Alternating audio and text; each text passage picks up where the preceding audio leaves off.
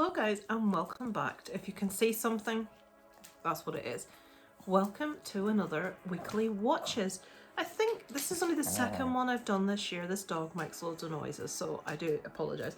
I'm in the living room today, keeping the dogs company. There's no one else in the house. It's extremely cold. If you can hear little funny crackles, I've got a nice fire on, so it's making a bit of crackling in the background, but you're not here to hear about that. Let's get on with what I watched last week. Okay, so I've got my trusty laptop to my side, so you will see me looking over. The first one I watched was on January 11th, and it was called The Pale Blue Eye. Now this is currently on Netflix. It stars, Lisa really needs to look up who things stars before, I know the guy that got really cross that played Batman, Christian Bale. You get a little insight into my brain, the guy that was really cross that played Batman. So, this is a story with a character in it that we...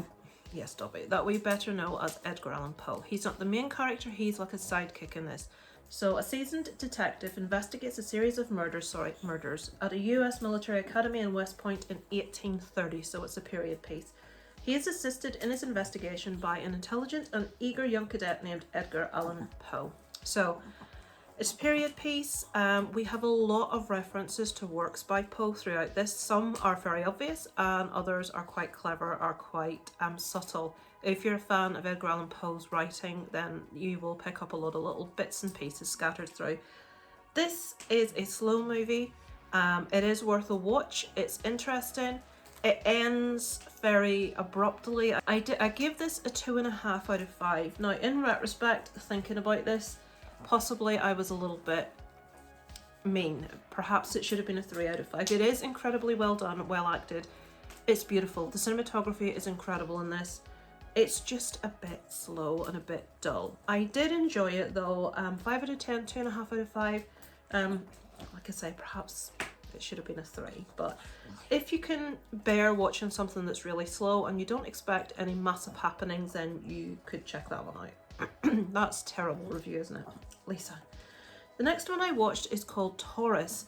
This stars Machine Gun Kelly. It's kind of semi-autobiographical. The story is not his, but the story... I'm really sorry about these noises. Hello, Dobby. You're very pretty. You are. You sit there. The story is semi-autobiographical, but it does have things that obviously never happened to Machine Gun Kelly. He's playing a character with the same name as him, but it's not entirely his story. There were similarities made to other musicians and family members of another musician. I'm not going to tell you who that is because you'll kind of get where the story's going to go. They had a bit of a problem with the similarities of this story to their family members' situation. So, a rising but troubled musician searches for the inspiration to record one last song, pushing himself deep into the void. So this is a movie full of excess, full of a guy acting like a complete and utter tool, but he is subject to massive addiction to drugs. He's not dealing with it very well. He's not really able to get better. One of the things that really confused me about this is every actress in it looks the same. I've come to the conclusion that I have that thing that Brad Pitt has where I struggle to recognise people's faces unless I know them extremely well. So Megan Fox is in it, so that may be a draw for some of you. But every actress in it looks the same. They're all really slim, really pretty, with long dark hair. And I'm like, is that his agent? Is that his girlfriend? Is that... And I'm like, it's shocking. If I watch a film, I struggle to place who people are. So it was extremely confusing for my old noggin. But yeah, it was okay. I rated it the same as I did The Pale Blue Eye, a 2.5 out of 5. The performance was good. I just don't really like to watch, like if you watch The Dirt, the series on Motley Crue, just famous stars becoming complete and utter tools just doesn't really do it for me. I don't think fame and fortune is a reason to just completely lose all grasp of the person that you are. So that kind of thing kind of doesn't really appeal to me, but it might you. So that's Taurus. God, I'm sorry folks, this week's a real mismatch, isn't it? I'm just not thinking very straight at all today. So on the 12th, oh, this is going to go down like a lead balloon. On the 12th, I watched Decision to Leave. I've been wanting to see this for a really long time. So, the closer you look, the harder you fall. Hey June, a seasoned detective, investigates the suspicious death of a man on a mountaintop. Soon he begins to suspect Showray, I can't remember how it was pronounced, the deceased's wife, while being unsettled by his attraction to her. Now, this movie is extremely popular. I always check Letterboxd to see what my friends have rated a movie after I've seen it. And this movie, everyone I know, I think the lowest score I could see amongst people I know was a 3 out of 5. Most scores were a 4 or a 4.5 out of 5. I enjoyed this, but I didn't love it. I spent most of my time a bit confused as to what exactly was going on. I'm not saying love me, I'm thick. I'm saying it's odd. It has a really odd tone to it, and I don't mind that, but in this, the entire movie is a detective that is attracted to this woman, that is she or isn't she a murderer? And that's basically the entire movie from start to finish. I loved how this ended, I will say. I thought the ending was fantastic. The acting was first rate. It did seem really authentic, and you know, everything. There's people walking back and forth in front of my house. I do apologise. I'm just wondering what they're doing. Teenagers. And now the dog's seen it. Oh dear me. Should I bloopers it or should I leave it in, guys? We'll leave it in. Why are the teenagers marching back and forth in front of my house? They're probably wondering why there's an old lady sat in there with a ring light shone in her face. So, decision to leave. I enjoyed it. I didn't love it. I gave it a 3 out of 5.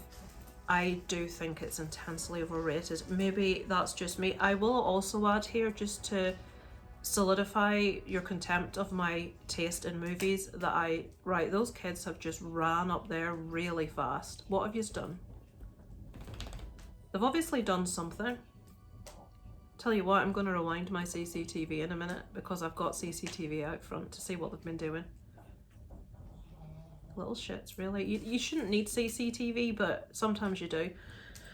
I really wasn't in love with Everything Everywhere All at Once either, and it's scooping awards left, right and centre, and I'm like, what, why? Yeah, it was good. Yeah, I enjoyed it, but did I think it was Oscar worthy? No.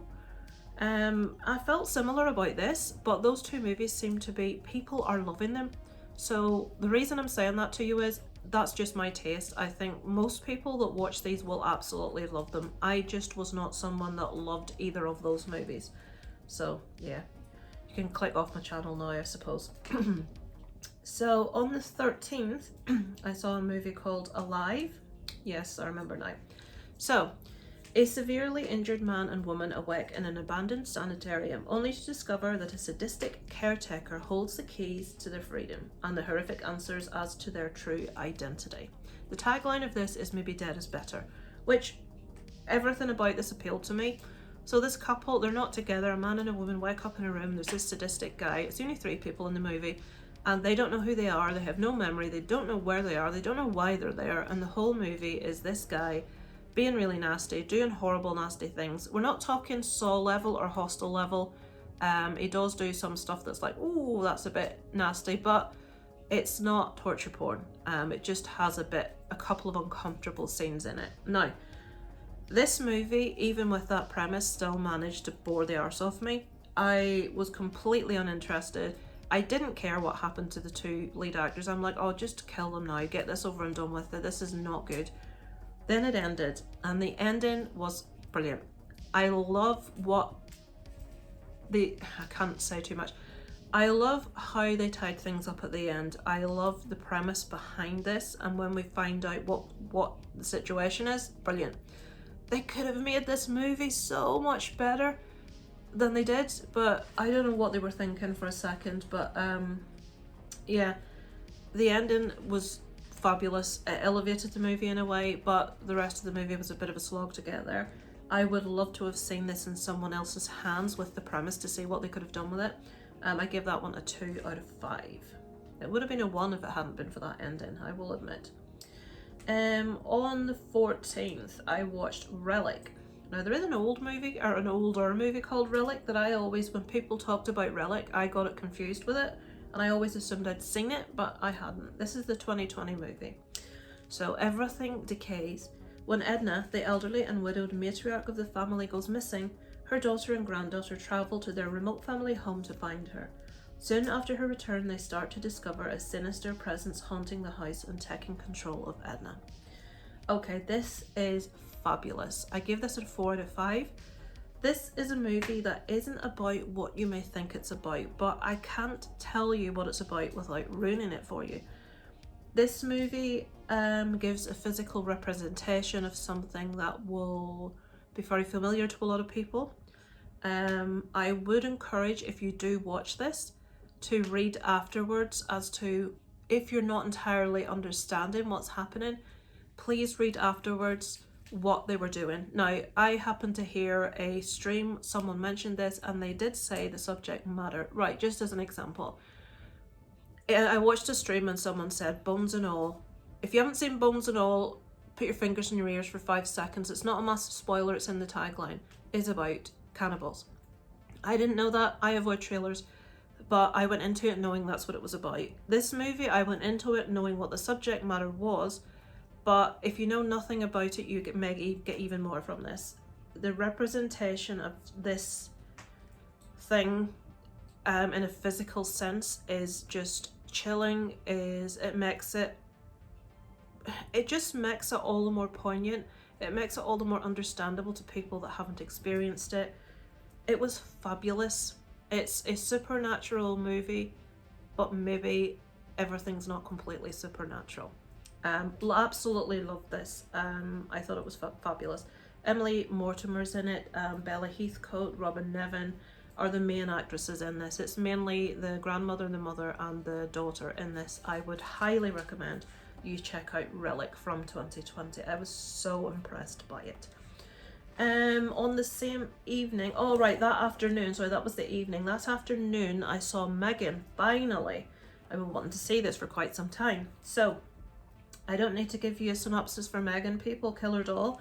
So, I think it was Dan's review from The Upside Dan that I just was totally in agreement with him about this. Yes, I enjoyed this movie, but nowhere near as much as most other people. I give it a 2.5 out of 5. I did like Megan, the killer doll. I liked the look. I liked the sort of personality. I thought that was all great. I just would have liked a bit more storyline. I knew what was going to happen at the end. We're introduced to something near the beginning, and it's like, right, well, that's how it's going to end, obviously, and that's exactly what happened. But, right, Cold Hard Lisa here. Jet, the band Jet, do a song called Cold Hard Bitch. You're about to hear one now.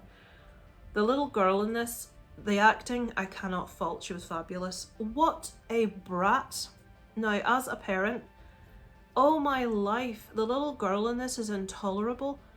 As a parent that is like really onto, your kid's behaviour and politeness and manners and all those things being very important to me, this little girl in this is just intolerable. At one stage, she punches her caretaker in the face for doing nothing. She's ungrateful, she's manipulative, she's just not a very nice child. Now, granted, this child has lost both her parents in a car crash, but I just could not get past how nasty this child was. I'm watching it and I said to my husband, I says, F that, it would be off to the children's home if it were me.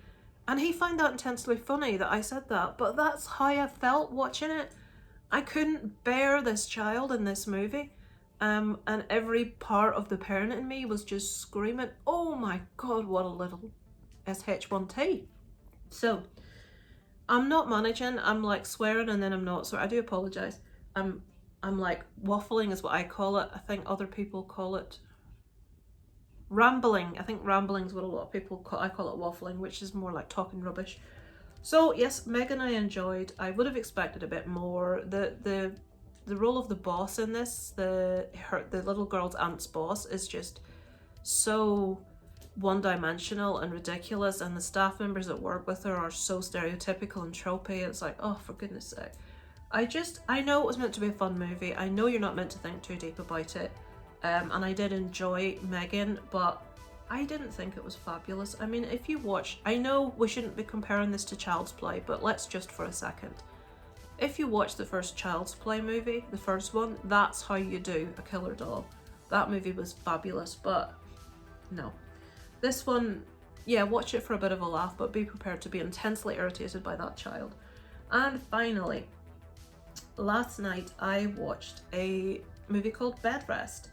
Fear never rests. A pregnant woman on bed rest begins to wonder if her house is haunted or if it's all in her head. It is as it says, this couple, the woman's pregnant, but she has lost a child previously. She's pregnant again, Right, those kids are outside, I'm going to see what they're doing. The little cows are walking back and forth out there with snowballs staring at my house. When I say kids, I'm meaning like 15-year-olds. So, let's get this finished so I can watch what the little fuckers are doing. A couple had a baby, lost the baby, I think actually it died in childbirth. She's pregnant again and things start to go wrong with the pregnancy. She has issues, she's told she has to have 8 weeks. Her final 8 weeks of pregnancy must be bed rest. In the new house she's in with her husband, things start to happen. She's convinced that she's hearing and seeing things, and obviously, as is always the case, the husband doesn't believe her. She has had some psychiatric issues following the loss of her child. You can't blame her. Sorry, I keep flicking to the side because those kids are back and forth, back and forth, back and forth in front of our house and I don't know who they are. And yeah, the husband doesn't believe her, this stuff's happening. It's pretty much stereotypical, but I didn't give this anything, I haven't rated it yet. I'm going to give that one a 3 out of 5. I enjoyed it. The acting was spot on. It is very stereotypical where it goes, but I thought it was well handled. The house that they're staying in is stunningly beautiful. The acting, as I say, I really warmed to the actress. She was in The Heights and Scream, the latest Scream movie, and I've forgotten her name. I really enjoyed her performance and I could feel her utter frustration at her husband not taking her seriously, and I got really angry at him. I've discovered about myself what really matters to me about movies is how they make me feel. I have to feel the emotion, I have to care, I have to either be incredibly frustrated and angry, or I have to be sad, or I have to love the person, or I have to, find something hilarious. I have to feel something. The worst thing for me is coming away from a movie and feeling nothing. And I think that was my issue with Everything Everywhere All at Once and Decision to Leave. I just didn't feel anything for any of the characters other than mild frustration for Decision to Leave at how stupid this detective was because this woman was hot and he fancied her. Everything Everywhere All at Once was just like a fun movie, but I just didn't feel it had the depth that I wanted. These two teenagers are just walking back and forth and back and forth and back and forth in front of my house, and it's really doing my head in. So I'm going to cut this short, guys. Thank you for watching. I shall be back obviously next week with another what I've watched. I will try and get another list done out of my book. I don't know what it'll be yet. I'm going to open it at random and choose one. But thank you for watching, guys. Over and out from Lisa Loves.